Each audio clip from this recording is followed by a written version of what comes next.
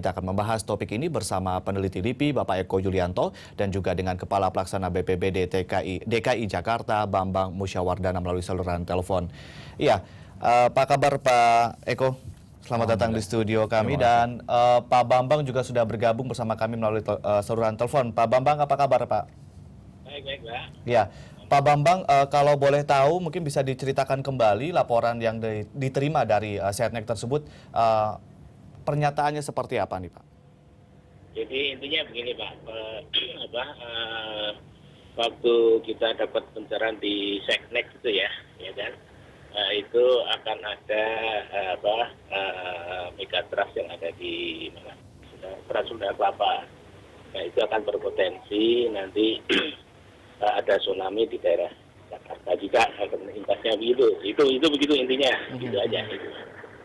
Baik, ya mungkin kami juga akan menunjukkan atau menayangkan kembali statement mengenai pernyataan potensi tsunami yang disebabkan oleh Sunda Megatrust ini. Ya. Iya, ini menyatakan bahwa bila lempeng ini bergerak, Banten akan dalam kondisi mengerikan. Diperkirakan gempa dengan skala 8 hingga 10 skala Richter akan terjadi. Dan gempa dahsyat ini diprediksi akan disertai tsunami dengan ketinggian sekitar 10 meter di wilayah Banten, begitu ya. Begitu ya Pak Bambang ya? Ya, tempoh hari gitu. Ya, baik. Kita ke Pak Eko. Pak Eko, bagaimana tanggapan Anda? Anda juga meneliti tsunami purba kalau tidak salah. Ya, jadi secara umum begini, sejak kejadian tsunami Aceh 2004 itu pendapat para ilmuwan berubah, di mana kita sekarang punya hipotesis bahwa gempa dengan skala besar, jadi di atas skala 9 itu bisa terjadi di semua jalur subduksi di seluruh dunia, termasuk diantaranya adalah jalur subduksi Sunda gitu yang memanjang dari sebelah barat Sumatera sampai katakanlah di sebelah selatan Nusa Tenggara gitu. Hanya yang menjadi permasalahan adalah kita perlu tahu perulangannya karena akan berbeda-beda. Seperti misalnya kasus Aceh 2004, penelitian setelahnya menunjukkan bahwa di sana sebenarnya gempa dan tsunami 2004 itu bukan suatu yang unik gitu karena 600 tahun sebelumnya itu pernah terjadi di dan tempat yang sama. Di tempat yang sama dengan besaran yang kurang lebih sama, kemudian sekitar 2000 tahun sebelumnya juga pernah terjadi gitu. Dengan demikian maka jalur Sunda Megatrust di sebelah selatannya juga memiliki potensi yang sama. Hanya kita perlu tahu, katakanlah misalnya kapan terakhir kali terjadi dan kemudian kapan akan terjadi lagi. Gitu. Baik, kita ke Pak Bambang kembali. Pak Bambang, apakah data laporan dari Setnek juga menyatakan bahwa kurun waktunya kapan terjadinya begitu potensi itu terjadi? Halo. Iya, Pak Bambang. Ya. Jadi waktu itu kan kita diinformasikan kapan terjadinya kita tidak tahu. Jadi saya sebagai pendengar waktu itu, jadi ya dengan teman-teman staf lantas kita ya membuat persiapan lah gitu ya. Terus ada yang terjadi sesuatu hal yang kita tidak bisa kita prediksi karena ya jadi kita tidak siap-siap. Ya begitu. Baik. Baik, tsunami tersebut diakibatkan oleh subduksi atau gempa tektonik atau justru vulkanik atau apa nih detailnya Pak? Mungkin bisa dijelaskan. Halo Pak, jelas? Ya, Pak Bambang, apakah sumber dari tsunami yang kemudian berpotensi terjadi itu karena tektonik atau vulkanik nih Pak? Saya nggak tahu karena kita hanya mendengar saja gitu, mendengarkan waktu itu pencerahan ya, jadi kita juga pencerahan dari salah satu Benny Helman waktu itu ya, itu pencerahan itu ya kita terus mensikapi saja kan. Gempa itu kan salah satu bencana kan. Baik. Bencana di sini kan ada 8 itu ya. Salah satunya gempa, kita harus mensikapi itu. Baik. Biasanya BPBD mendengarkan ulasan-ulasan data mengenai potensi-potensi bencana alam itu justru dari Setnek atau justru dari badan lain? Karena kan kalau kita lihat apakah betul Sekretariat Negara punya otoritas, punya alat, dan punya sumber daya yang memang bisa kredibel mengungkapkan data-data tersebut, Pak? Waktu itu kita Pemda DKI dapat undangan, Pak. Waktu itu dapat itu. Waktu itu kita ada undangan, jadi kita hadir di situ. Baik, jadi sebuah undangan begitu ya. Oke, kita ke Pak Eko. Pak Eko, sebetulnya kalau LIPI sendiri sudah melakukan penelitian seberapa banyak tentang Sunda Megatrust yang membentang dari Andaman ya sampai ke Indonesia bagian timur di bagian selatan Indonesia ya. Secara umum boleh kita katakan bukan hanya LIPI ya. Indonesia melakukan penelitian tentang katakanlah ancaman tsunami itu belum terlalu banyak gitu.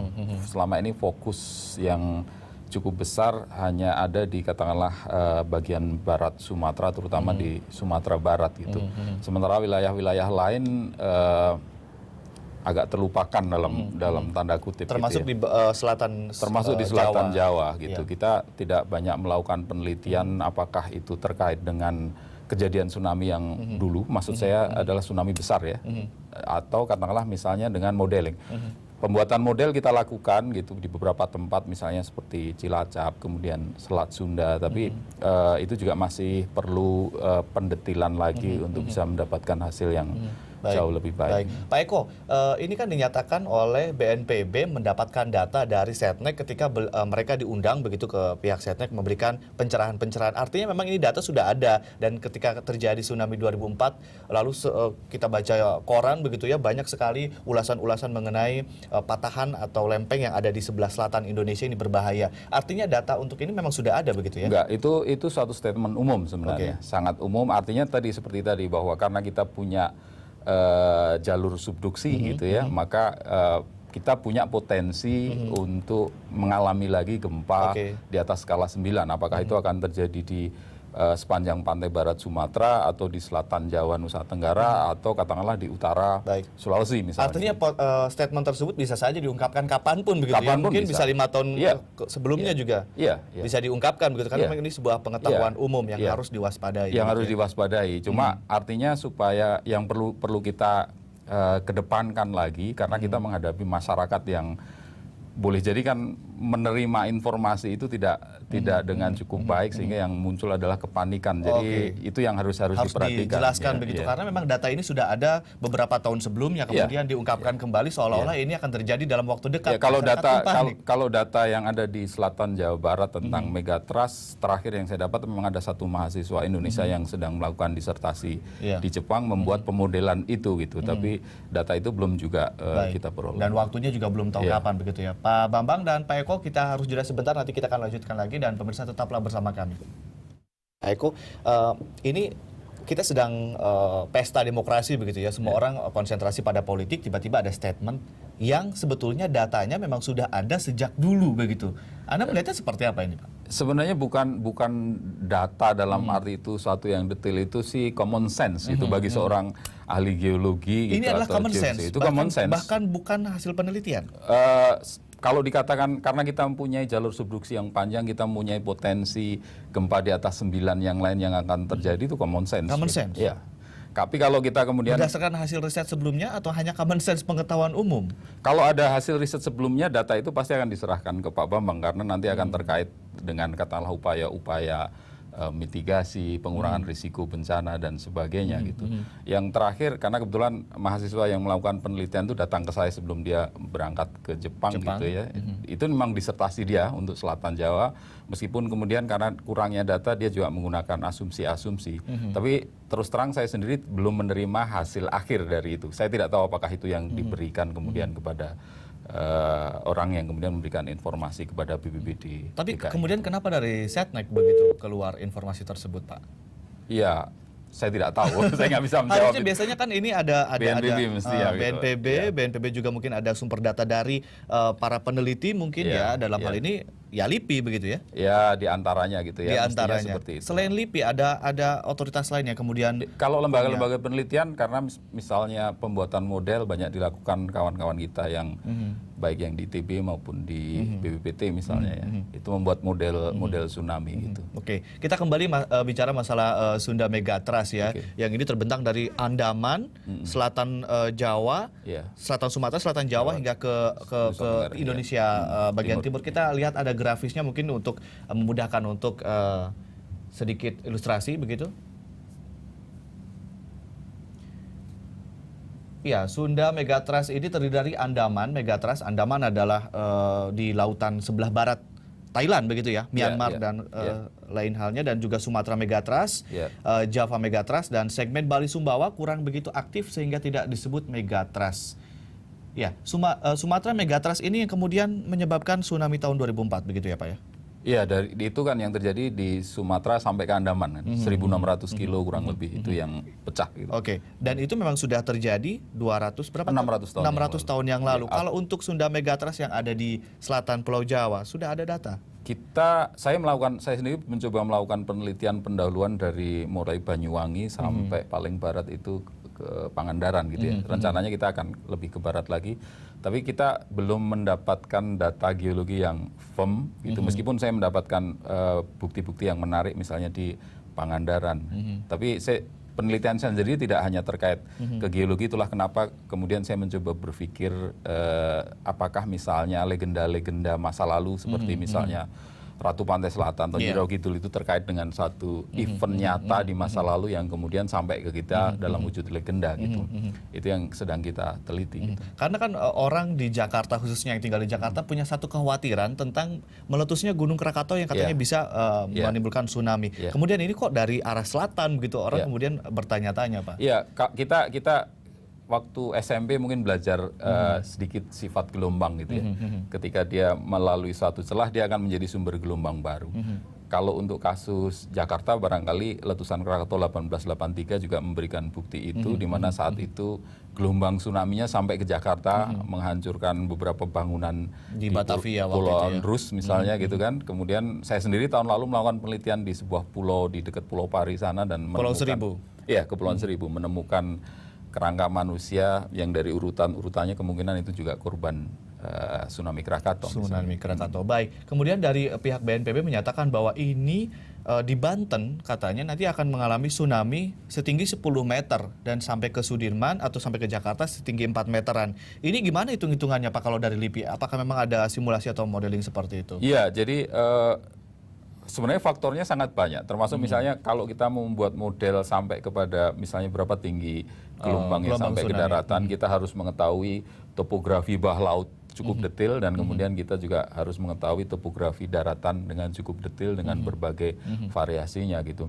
Jadi kalau kita disodorkan data bahwa akan ada 10 meter atau 4 meter, pertanyaan yang harus dilontarkan kepada yang memberikan data adalah skala datanya seperti apa gitu. Apakah dia menggunakan data yang cukup detail atau dia hanya data yang global saja gitu. Karena itu akan menghasilkan yang sangat berbeda. Ada gitu. juga kan pakar, ya. Kita ke Pak Bambang lagi, kita menghubungi Pak Bambang. Pak Bambang? Ya. Iya, ini dinyatakan oleh Pak Eko di studio bahwa memang ini adalah common sense begitu, ini adalah sebuah pengetahuan umum yang memang sudah diketahui banyak orang, lalu kemudian ini muncul seolah-olah ini urgent dan akan terjadi dalam waktu yang dekat ini Pak. Mungkin bisa dijelaskan kembali Pak. Ya jadi gini, itu kan dampak dari gempa itu kan awalnya itu kita menyusun anggaran untuk sosialisasi ke masyarakat tentang gempa ya. Jadi sifatnya gempa. Nah, di Jakarta ini bencana masalah gempa ini kan belum pernah disosialisasikan. Kita gabungkan dengan informasi yang kemudian dapat bencana itu gitu. Yang dari yang kemarin kita terima, kita gabungkan itu. Jadi kita akan buat konsep nanti bagaimana pola kalau terjadi gempa, gitu loh. Itu Pak. Baik. Kita itu. Ya. Gitu. Baik. Apakah sampai sejauh ini sudah ada upaya-upaya untuk melakukan simulasi-simulasi untuk penanggulangan atau mungkin tindakan preventif untuk hal tersebut? Karena ini sudah diungkapkan oleh pihak negara begitu ya Pak? Kita tidak melihat itu karena sudah ada informasi itu ya. Kita kebetulan lagi nyusun anggaran untuk tahun 2015. Berarti kan dari sekarang kita kan harus mempersiapkan bahwa di Jakarta itu rawan gempa itu ada 8 rawan bencana itu ada 8, salah satunya gempa. Nah itu yang harus kita pikirkan. Kita bagaimana sampai sekarang belum pernah ada sosialisasi gempa untuk mengatasi gempa bagaimana. Dalam arti kalau ada gempa, masyarakat belum ada itu. Baik. Itu yang kita lagi program itu Pak. Baik. Baik, terima kasih Pak Bambang. Mungkin minimal kita masyarakat Indonesia, khususnya masyarakat Jakarta, sudah aware bahwa kita memang tidak hidup selamanya dalam keadaan nyaman, karena memang kita ada potensi bencana-bencana yang memang kita harus waspada dan kita juga harus melek tentang pengetahuan tersebut. Terima kasih Pak Bambang telah bergabung bersama kami di Berita 1. Dan pemirsa, nanti kita akan sambung lagi di Prime Time Talk setelah jeda yang satu ini. Ya, dialog kita kembali lanjutkan. Apakah betul tsunami ancam Jakarta? Dan di studio kami masih bersama Pak Eko dari LIPI. Dan sebelum kita melanjutkan dialog, ada sejumlah data mengenai gempa yang diakibatkan oleh Sunda Megatrust yang membentang dari Andaman hingga ke Indonesia bagian timur, khususnya di bagian selatan Indonesia. Pertama tahun 1797 di utara Siberut atau di Mentawai, yaitu sekitar 8,4 skala Richter. Dilanjutkan pada tahun 1833, hampir 100 tahun berikutnya, ada di utara Pagai, Mentawai, dengan range 8,8 hingga 9,2 untuk gempa ya Pak ya. Lalu Nias tahun 1861 dan skala gempanya 8,5 skala Richter timbulkan tsunami.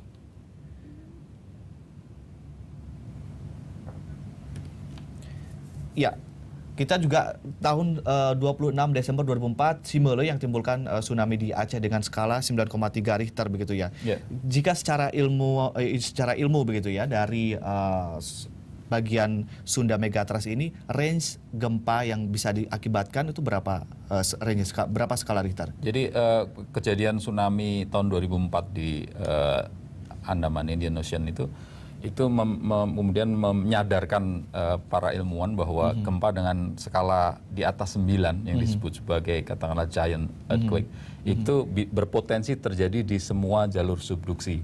Jadi termasuk di jalur subduksi sepanjang pantai barat Sumatera, selatan Jawa sampai ke Indonesia Timur, atau katakanlah jalur subduksi yang ada di lengan Sulawesi Utara gitu misalnya. Jadi artinya hingga 9 skala Richter memang berpotensi terjadi di kawasan 9 skala itu berpotensi terjadi di kawasan itu. Karena kita ada, misalnya kita bicara Jakarta, berarti memang kita range-nya adalah di selatan Pulau Jawa. Itu letaknya di sebelah mana saja, Pak? Ya, itu memanjang, Mbak, menyambung. Jadi kalau kita dari pantai barat Sumatera misalnya dia nyambung, kemudian di selatan Jawa belok orientasinya relatif barat timur gitu. Itu seperti itu. Kemudian nyambung terus sampai ke timur, ke Nusa Tenggara, dan kemudian berbelok ke wilayah Maluku gitu. Ini agak aneh karena memang data dari dari BPBD menyatakan bahwa air bisa merembes dari pesisir selatan Jawa, pesisir selatan Jakarta, masuk sampai ke Sudirman begitu loh, dari kalau Banten. Airnya sendiri kalau tsunami tentunya dia masuknya karena dia berada di selatan Jawa ya, sumber ininya, dia masuk dari celah Selat Sunda gitu. Dan kemudian dia menyebar baik ke arah utara maupun barat atau timur, sehingga kemudian Jakarta bisa kena. Jadi kasus contoh yang nyata ya Krakatau 1883 di mana sumbernya ada di tengah Selat Sunda gitu, tapi dia bisa kemudian mengenai Jakarta dan wilayah sekitarnya. Gitu. Baik, kalau Indonesia sendiri setelah kejadian di 2004 tsunami Aceh, apa yang sudah disiapkan oleh pemerintah melalui LIPI untuk penanganan bencana-bencana serupa? Kalau LIPI karena tanggung jawabnya adalah penelitian. Ya, yang dilakukan adalah penelitian gitu. Katakanlah misalnya baik didanai oleh negara atau misalnya melalui kerjasama dengan asing gitu. Saya sendiri dalam penelitian tentang tsunami purba itu melakukan penelitian katakanlah misalnya dari mulai wilayah Aceh, kemudian di Bengkulu, Padang, kemudian di sebelah selatan Jawa sampai Bali dan Lombok. Kita lakukan meskipun modenya masih mode preliminary, jadi masih penelitian awal, tapi ada data-data yang kemudian menarik kita dapatkan dari hasil penelitian itu. Dan juga misalnya penelitian-penelitian yang lain seperti penelitian sumber-sumber gempa yang ada di daratan misalnya. Gitu. Kalau kita belajar sedikit dari kasus yang terjadi di Jepang yang paling dekat tahun 2011 ada Sendai begitu ya. Itu terjadi tumbukan lalu ada satu lempeng yang ke atas dan menimbulkan tsunami. Polanya begitu sama dengan Sendai menjadi pelajaran yang kemudian meyakinkan para peneliti bahwa memang gempa dengan skala di atas 9 bisa terjadi di semua jalur subduksi. Pertama itu. Tapi pelajaran kedua yang bisa kita ambil sebenarnya pada kasus Sendai adalah bahwa pada saat itu pemerintah Jepang dan masyarakat Jepang sedang menyambut gempa yang bukan itu. Yang pertama ada dua yang mereka ingin sambut. Yang pertama adalah yang disebut Miyagi Oki. Ada prediksi terjadi gempa begitu ya? Ada prediksi terjadi gempa, tapi gempa itu skalanya lebih kecil yang diprediksikan, sekitar 7,5 maksimal. Sehingga itulah yang kemudian justru membuat masyarakat tidak siap karena sosialisasi yang salah. Oke. Ketika kemudian gempa bumi itu terjadi, masyarakat merasakan ada sirine, mereka menganggap kita kan sudah dibangunkan tembok penghalang dan sebagainya. Padahal ternyata gempa yang terjadi bukan 7,5, gempa yang terjadi adalah gempa yang 9 itu gitu. Nah, itu yang bisa kemudian, makanya kita harus hati-hati ketika memberikan informasi kepada masyarakat. Termasuk yang diungkapkan oleh BPBD. Iya. Ada kemungkinan nggak mungkin statement ini dikeluarkan di tengah-tengah hiruk-pikuk politik untuk mungkin bisa mengajukan anggaran mungkin?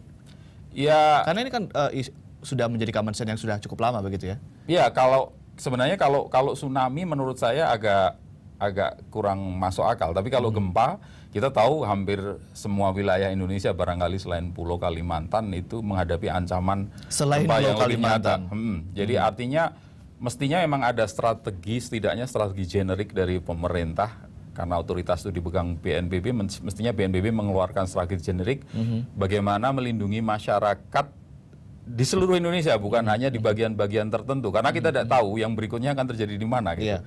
Sehingga apa sih yang perlu dilakukan masyarakat sehingga dengan strategi generik itu setidaknya masyarakat sedikit lebih aman gitu.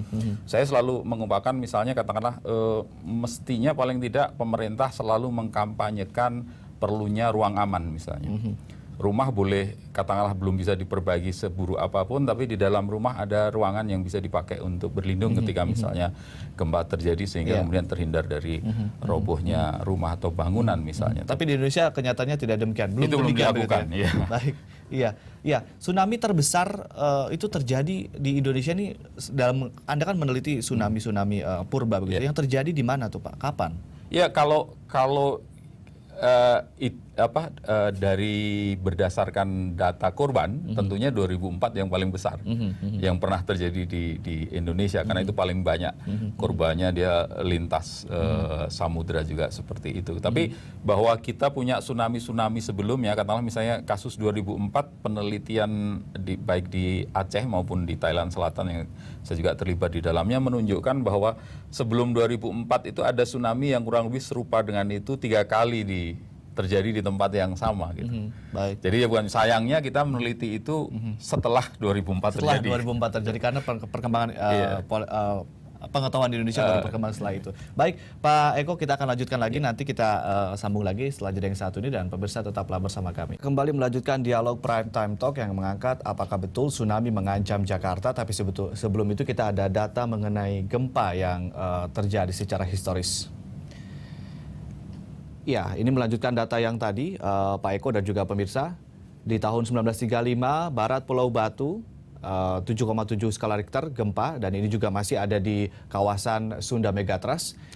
Antara Nias dan Pulau Batu pada tahun 1984, 7,2 skala Richter. Pulau Enggano pada tahun 2000, 7,9 skala Richter. Dan ini Simele di tahun 2004 yang memang menimbulkan tsunami yang dahsyat dengan skala gempa 9,3 skala Richter. Kemudian di Bangkaru, Kepulauan Banyak, tahun 2005, 8,6.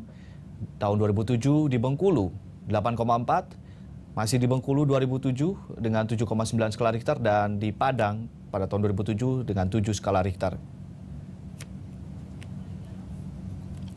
Ya, kita kembali ke Pak Eko Yulianto, pengamat atau peneliti dari LIPI untuk meneliti tsunami purba begitu ya Pak Eko ya. Pak Eko, kalau kita lihat ini kan dari beberapa tahun begitu ada memiliki pola, membentuk sebuah pola. Secara ilmiah kita bisa memprediksikan ada probabilistik begitu ya. Ini dengan di kawasan yang sama, Sunda Megatrust gitu.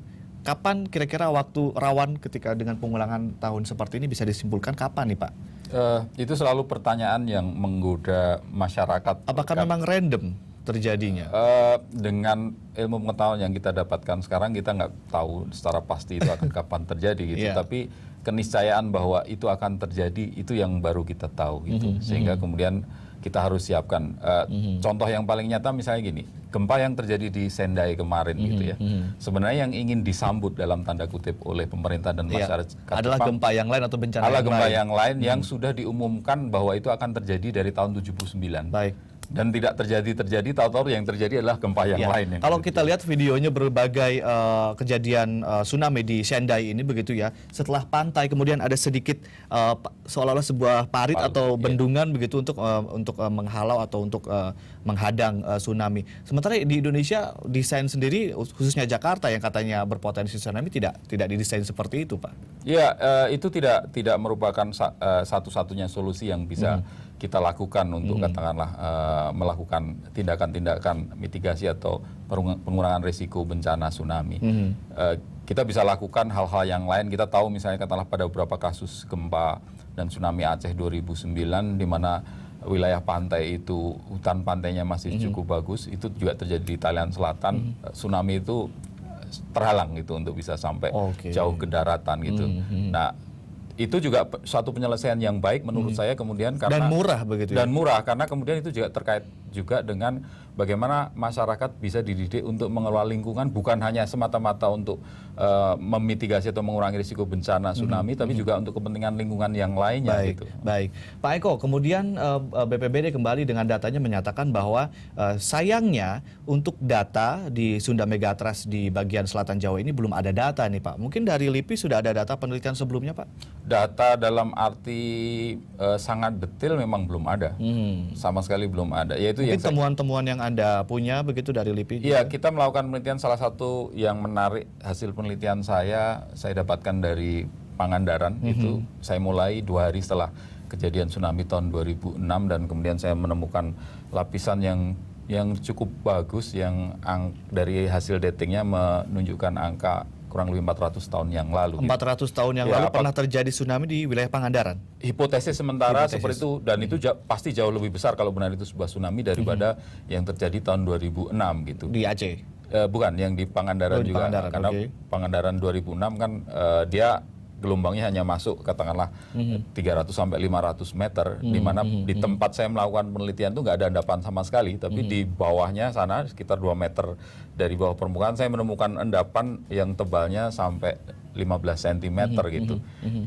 Makanya ini secara hipotetik kalau ini benar tsunami, ini tsunami yang sangat besar. Dahsyat begitu ya. Hanya kita memang memerlukan konfirmasi lagi dari tempat-tempat yang lain untuk membuktikan bahwa ini memang tsunami yang pernah terjadi di selatan Jawa. Misalnya. Dengan potensi gempa yang terjadi hingga 9 skala Richter di selatan Jawa ini, ada hitungan nggak sih Pak dengan 9 skala Richter dengan ketinggian misalnya gelombang begitu? Itu kita bisa modelkan, dan itu satu pemodelan yang sangat awam untuk teman-teman yang mengerjakan modeling. Yang menjadi permasalahan kan pemodelan itu kan sifatnya garbage in garbage out. Kalau data kita bagus ya hasilnya tentunya bagus, tapi kalau data kita buruk, bagi masyarakat mungkin bagus karena dia movie gitu ya. Tapi sebenarnya dia tidak terlalu banyak memberikan informasi yang real tentang ancaman yang akan terjadi. Makanya kualitas data yang dimasukkan untuk modeling itu menjadi hal yang sangat penting. Oke, kalau kita mencoba untuk memodelkan begitu ya antara gempa yang terjadi di Sunda Megatrust yang ada di selatan Jawa, kemudian sampai kita ada di Jakarta sebagai jantungnya Indonesia begitu supaya terhindar. Ini kan sebetulnya di wilayah pantai selatan banyak sekali pegunungan-pegunungan yang tinggi begitu. Ini gimana sampai masuk ke? Iya, kalau kita bicara bahwa ada sumber tsunami dari selatan Jawa dan itu bisa mengancam Jakarta, tentunya air itu akan melewati celah diantaranya katakanlah misalnya Selat Sunda gitu kalau Jakarta. Ya tadi seperti saya sebutkan bahwa kejadian tsunami Krakatau 1883 yang sumbernya kebetulan di tengah Selat Sunda gitu. Itulah yang sudah menjadi bukti real bahwa Jakarta terancam oleh tsunami itu. Maka kalau memang ada satu saat satu gempa tektonik besar dengan skala 9 yang berasal dari selatan Jawa atau selatan Jawa Barat atau bagian selatan Sumatera, maka gelombang tsunami-nya akan melalui Selat Sunda dan kemudian ke Jakarta dan mungkin sampai Jawa. ke Kalimantan begitu ya. Bisa jadi seperti simulasinya itu. Berapa jam kira-kira kalau dari daerah itu? Sudah ada modelingnya? Berapa jam hingga sampai ke? Saya belum melihat modeling itu, hanya kalau kita bisa melihat data tsunami Krakatau misalnya berapa jam dia akan sampai Jakarta gitu. Baik, Pak Eko, nanti kita akan sambung lagi dialognya setelah jeda yang satu ini, dan pemirsa tetaplah bersama kami di Prime Time Talk. Prime Time Talk kita lanjutkan masih bersama Pak Eko Yulianto dari LIPI. Pak Eko, dalam sebuah penelitian kan biasanya ada penemuan masalah, ada kasus, lalu kemudian ada rekomendasi. Nah, dalam penelitian-penelitian seperti yang Anda lakukan seperti halnya di Pangandaran misalnya, atau penelitian-penelitian tsunami lainnya yang bersifat purba, apa yang kemudian resiko-resiko apa yang kemudian perlu diketahui oleh masyarakat? Ya, secara umum bukan hanya tsunami untuk semua bencana gitu, karena kita tahu bahwa ada bencana lain yang setiap tahun terjadi, misalnya seperti yang terkait dengan cuaca, iklim dan sebagainya, banjir, longsor. Sementara pada sisi lain kita juga sadar bahwa keuangan negara itu ada batasnya. Gitu. Maka ibarat investasi kita harus meletakkan uang yang terbatas ini pada portofolio yang tepat gitu kan. Kalau kita letakkan dia di ilmu pengetahuan, dia makan uang yang sangat banyak. Sementara kemudian hasilnya kita belum tahu juga kapan itu akan bermanfaat. Padahal yang diperlukan adalah perlindungan masyarakat. Dan kita tahu pembagian undang-undang pembagian kewenangan pusat dan daerah, penanggulangan bencana atau pengurangan risiko bencana atau penyelenggaraan penanggulangan bencana itu diletakkan tanggung jawabnya di pemerintah daerah. Makanya rekomendasi di situ berdasarkan tadi bahwa uang kita sedikit, kemudian tanggung jawab seperti itu, yang harus dilakukan adalah justru rekomendasinya adalah kita harus melakukan pengarus utamaan pengurangan risiko bencana dalam perencanaan dan penganggaran pembangunan di daerah. Ini sudah dilakukan atau sedang dilakukan oleh Sedang dilakukan. Ini sedang dilakukan, kebetulan Kementerian Dalam Negeri sekarang sedang sangat aktif untuk mensosialisasikan itu, mengkampanyekan itu, dan mudah-mudahan kita bisa segera mendorong sehingga kemudian pemerintah daerah lebih berdaya untuk melakukan penyelenggaraan penanggulangan bencana. Baik, Pak Eko, ini kebetulan waktunya sangat terbatas, Pak Eko. Kemudian kita ingin mendengarkan statement dari Anda terhadap ulasan dari BNPB atau BPBD Jakarta mengenai hasil riset yang kemudian, bukan hasil riset, informasi yang kemudian diungkapkan oleh Setnek beberapa waktu belakangan ini. Ya, sebenarnya informasi itu seperti saya kemukakan, bagi para ilmuwan itu common sense, karena kita tidak punya data yang sangat detail tentang itu, belum ada data yang sangat detail tentang itu. Bahwa kemudian pemerintah daerah perlu melakukan upaya-upaya untuk melindungi masyarakat gitu. Untuk kasus Jakarta, saya pikir kalau ancamannya adalah jalur subsidi selatan, maka memang yang lebih relevan adalah ancaman gempa buminya daripada tsunami-nya.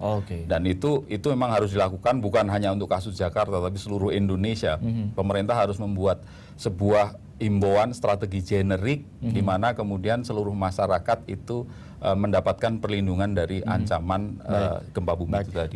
Bagian dari strategi generik itu, ancaman yang terdekat adalah Gunung Krakatau begitu ya untuk tsunami ya. Berapa jam kira-kira sampai Jakarta? Ini sebagai salah satu antisipasi dan pengetahuan masyarakat, Pak. Kalau kita bicara tsunami, kalau katakanlah dia bukan ancaman untuk Jakarta adalah kita punya sejarah 1883 gitu, yang itu juga kena Jakarta, mungkin dalam waktu sekitar 2 jam lebih itu akan sampai ke Jakarta gitu.